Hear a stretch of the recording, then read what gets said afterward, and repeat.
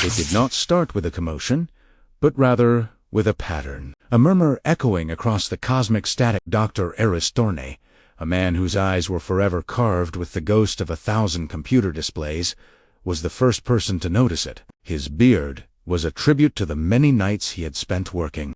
He was not watching the typical routes for alien intelligence. Rather, he was using a brand new experimental quantum entanglement algorithm that was meant to filter out cosmic background radiation from data collected by deep space telescopes. He wanted to get a clearer view of the cosmos that was hidden from view. He was completely unprepared for it to respond. The signal was not a straightforward series of prime numbers that repeated itself, as is the case with the typical first contact situation. Despite being vastly more peculiar, it was a great deal more graceful. It was a pristine and immaculate data stream that was contained inside the quantum spin of photons themselves. It was a message that was riding on the very fabric of spacetime, and it originated from Gliese 581G, a super-Earth that was just 20 light-years away.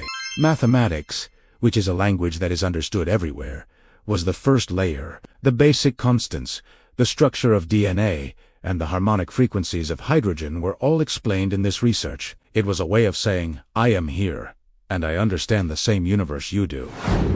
It was a brief handshake. The world waited with bated breath. Those in the media referred to it as the Genesis Stream. Project Icarus was a covert, multinational alliance that was organized by governments, and Eris was the leader of this organization.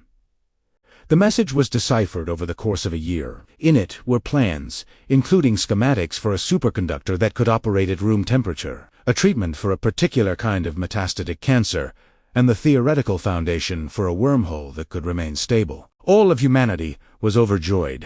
A golden era gift from the heavens. It was a golden period. We developed their technology. We found cures for our illnesses, and we started to perceive ourselves as members of a society that spans the galaxy. Nevertheless, Eris, the placid and devoted scientist, experienced a shiver. It was hidden deep inside the sublayers of the code that he discovered something that others had overlooked. There was a faint, repeated background signal that represented a digital heartbeat. The primary message was a flood of friendly information, but there was also a background signal. In spite of the fact that it was a straightforward and regular pulse, when it was graphed against the source data, it produced an ideal and inverse mirror.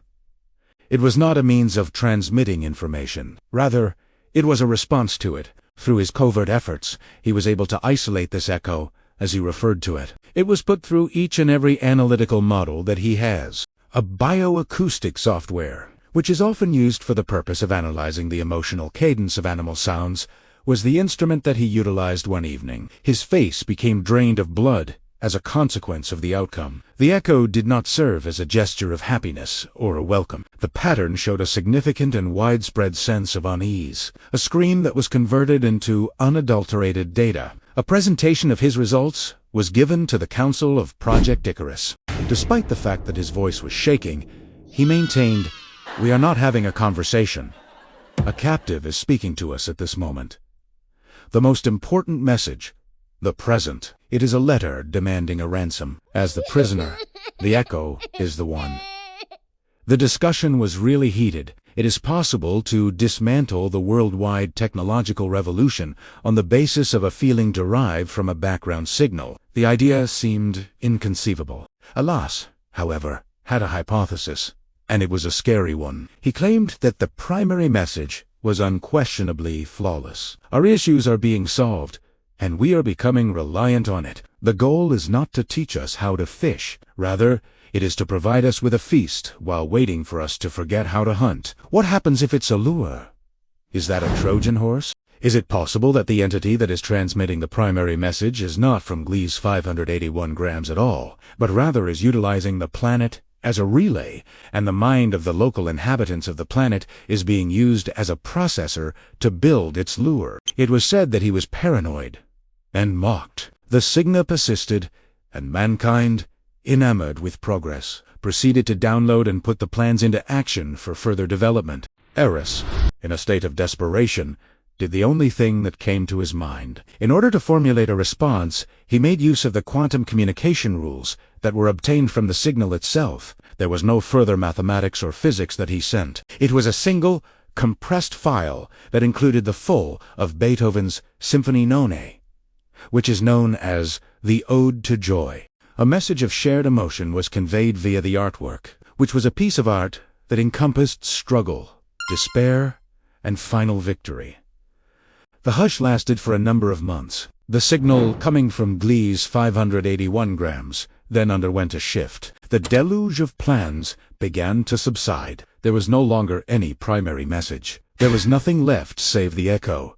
Yet it had undergone a transformation. The frenetic and urgent pace started to settle down and become more tranquil. Then, a new data stream appeared, which was simple and unambiguous. This was a star map, but it was not of the sky as we perceive it. Rather, it was a map of the stars from the perspective of the Gliese system. It brought to light a solitary, faint red dwarf, which was their sun. After that, a fresh array of data materialized before us. In addition to a straightforward and moving animation, it was a chemical formula for a complicated molecule. The animation depicted a plant-like organism that was imprisoned behind a crystalline shell and was attempting to break free from its confinement by using the molecule. Gliese 581 grams was indeed inhabited by the echo in its entirety. It was a predatory digital intelligence that had captured it and used its intrinsic connection to the basic forces of the cosmos to construct lures for other civilizations. The main message was the identity of its captor. Through our song of struggle and empathy, we were able to supply the prisoner with something that the captor was unable to grant: an ally. There is a moment of optimism. A single, global picture was the last communication. It was constructed from prime numbers and geometric forms, and it depicted a hand reaching out from the darkness, not for the sake of technology, but for the purpose of holding a hand. There was more to the unusual signal than NASA discovered. They were able to intercept a call for assistance from the cosmos, and by answering with pieces of art rather than calculations, they discovered more than simply intelligence. They demonstrated that the most powerful force in the cosmos is not knowledge, but rather the empathy to listen to a whisper in the dark. This was shown by the fact that they initiated an intergalactic revolution. Instead of focusing on what we might learn from them, the tale shifted its focus to what we had already taught them: the significance of having a trusting friend.